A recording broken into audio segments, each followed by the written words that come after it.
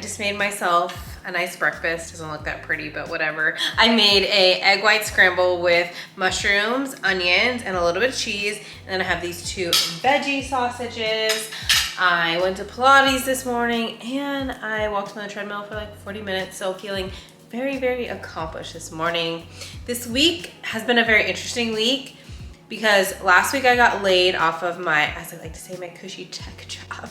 I feel like I saw people just saying that, and so I feel like it just sounds like funny to say, but it just really made me realize that, I mean, I knew this before, but like nothing is ever secure. Nothing is ever safe. Like, it's so important to do what makes you happy, what sets your soul on fire, because at the end of the day, everything is a risk. Like, we tend to think, and I think it's because of like our parents a lot of time, guardians, whoever raised you, we're just like, okay, get a job that's secure, but it's like, people can lay you off at any time. And it's like, I worked for a smaller startup when I guess it wasn't that small.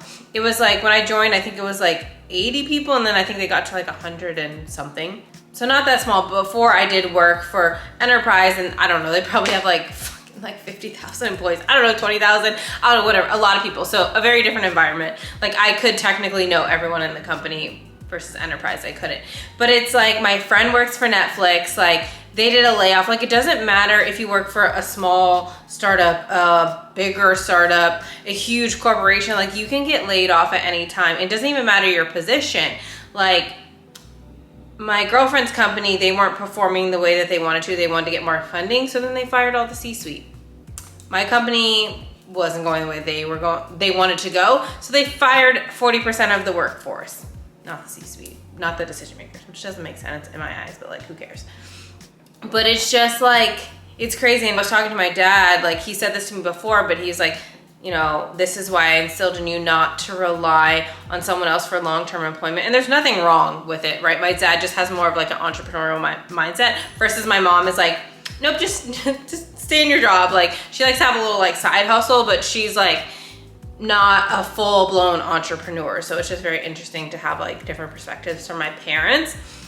But I think I have more of that entrepreneurial spirit like my dad, but it's just so interesting because it's like, if you love your job, great, who cares? If you hate your job, then like do what you love, because at the end of the day, sure, your business could fail, God forbid, or like, you know, your company could lay you off even if you love your job. So it's like, do what you love. If it's working for a corporation, you love your job, great, because then you're just gonna find something new if that happens. And if not, then it's like, do what you love, because I mean, the other alternative is you're being miserable and then you can still get laid off. So it's just very interesting. Like, I think this is giving me another outlook, just because, yeah, like my mom always taught me, get a job, it's secure, but it's like, you know, this isn't, I don't know, whenever the fuck back in the day where it's like they had unions or whatever, where it's like, had to give notice, or just like different workings, or people just stayed with companies for fucking like, I don't know, 40, 50 years. Like, it's just not the name of the game anymore. So moral of the story of this long-winded story is do what you love, because technically everything is a risk. So if that is staying at a job or going after your dream job, great. If it's starting your own business or doing whatever, do it, because everything's a fucking risk. And at the end of the day, we just want to be happy and love what we're doing. And there is no such thing as security. I think security really comes from yourself, right? Because, and this is what I've been working on, and I think I talked about this in a past vlog, but it's like, it's so important to feel safe and secure in yourself, because the world could be going up in flames, all these bad things are happening, but if you can cultivate this feeling of safety and security in yourself, you will be okay. Even if you get laid off, you get fired, you quit your business, like whatever the case is, you'll just find something new and you won't be like freaking out. Like, I don't feel like I am freaking out and like, oh my God, I gotta just find something super quick. Like, no, if I'm gonna get a job, there's certain requirements that I need. If I'm gonna do something else, like whatever. I'm just seeing what the universe has in store for me. I actually have an idea, but I'll talk about that a little later in this video. I have a business idea. So yeah, just fucking do what you love, because you can get laid off, you can get fired, anything can happen. So follow your fucking dreams. And it's like, your dreams may not manifest right away, and that's okay. And I feel like that's the journey that I'm on. I've tried so many different things, and now I'm just trying to really do what lights me up and makes me happy, because I've tried to do things just for money and it's very just unfulfilling, or it just didn't work at all. Like, I think about my jewelry business. I tried to use that as a means to an end. Like, okay, let me do this, and then once I make money in here, I can quit and then do something else. But that just fell flat on its face. And so now I'm really only wanting to do things that set my freaking soul on fire. So now it's time to get dressed. We're gonna do a little coffee run to this new coffee shop called Lavetta. I'm excited. It's actually gonna be a matcha run. I'm gonna get some matcha, but apparently it's good matcha because I've been struggling to find good matcha in LA. So let's get dressed and head to Lavetta.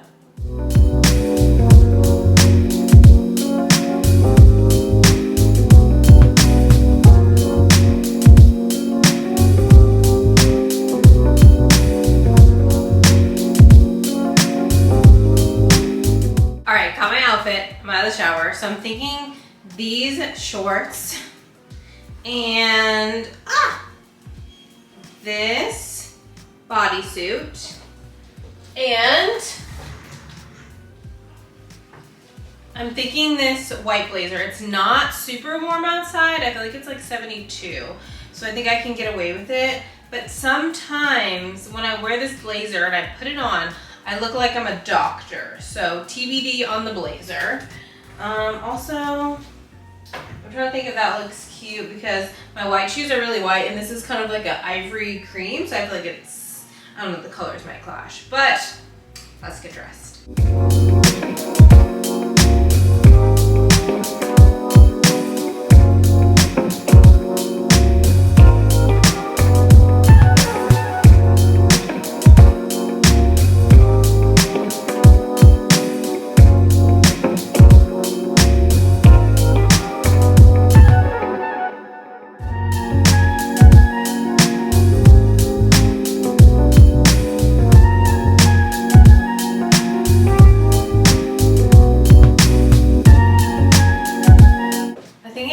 Okay with these shoes, even though they're not the same color. So that's exciting. Now, quick makeup.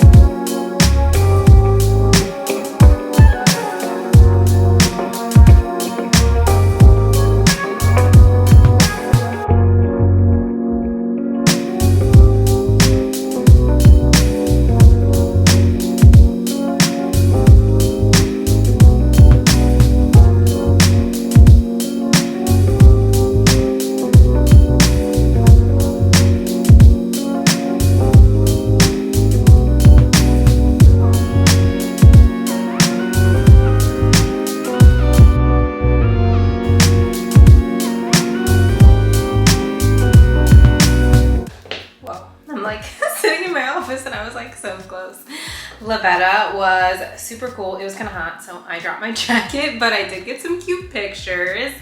Now, Jess and I are about to go shopping. My friend Jess, who you guys don't know, so I just said it like you guys know her. But we're about to go shopping.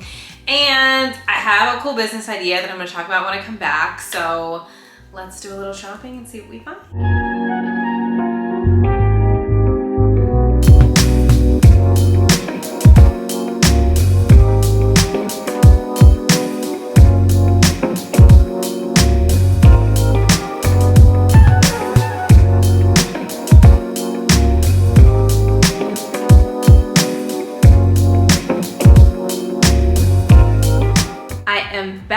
And I just wanted to share my business idea because I'm so excited. So I was driving one day, I was going to Pilates, I think, I don't know, whatever, it doesn't matter where I was going, but I passed like this clothing shop, like this wholesaler, and I was like, oh my God, I should start a fashion line. And it was just like so random, and I got so excited. Like I literally felt like my soul just like light up, and I was like, like, oh my gosh, okay, I found an idea. Because I feel like I was talking about in the beginning of my video, like I've struggled with finding like a business idea. Like I've tried so many things, and yeah, I just never knew what I wanted to do, but I knew that I had a passion for entrepreneurship. And interestingly enough, I had a clothing business in high school, but I don't know, I think I just had like a fear of what other people thought of me. So I was just like really scared to like promote myself. And then I just didn't want to do my business anymore. And I was like, okay, I'm gonna like shut it down. Like I remember, I feel like I developed this insecurity around my fashion sense, interestingly enough. And I just remember like people would always like tell me I dress cute. Like I don't think anybody ever told me I had an ugly outfit. I mean, maybe honestly, maybe someone did. And that's why I held this like, not resentment, but just like I felt so uncomfortable and like not like confident in myself to like choose an outfit and like, I don't know, just like be confident and like know what my fashion sense is. I don't know, it was so weird. So it was interesting because I don't know why, I just was like, okay, I want to start posting more like fashion stuff on Instagram. Yeah, I don't know why. I don't even remember when I got this idea. I definitely tried to do it like a year ago, and yo, that was horrible. I think I was trying too hard, and I was like trying to like just mimic other people's style, and it wasn't authentic to me. So it was like, it was a little cringeworthy, but it's fine. We love all versions of ourselves. But this time I feel authentic and it feels natural, and I'm just like excited. Like I love having content shooting days, whether it's like my girlfriend or my friend Jess, we go shoot content. Like it lights me up, it makes me so excited. I'm gonna do a vlog on like a content shooting day so I can take you through what it's like to shoot content. I kind of did it in like some of my older vlogs, but I want to do it again because I've definitely changed and evolved a lot. But yeah, I'm just so excited. So my plan is I'm not just gonna like go out and just launch a whole clothing line, but I actually want to build an audience. So I have this idea, and I'm like, if it's meant to be, it'll be. I don't have a huge emotional attachment to it. I am excited about it, but I'm like, if it's meant to be, it'll be. So what my plan is to start buying clothes for my line, but essentially just buy stuff that like I would wear. And I still have clothes from obviously like other brands, but I'm just gonna keep posting outfit pics on Instagram, on TikTok. And if I develop an audience where people are like, oh my God, where'd you buy that? Oh my God, whatever, you dress cute, whatever the case is.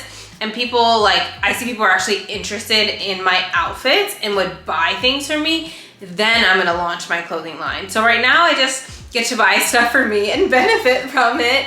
And if it's meant to be, I'm gonna develop an audience, and then as people start asking me, I'll start like selling some pieces, and then I'll go from there.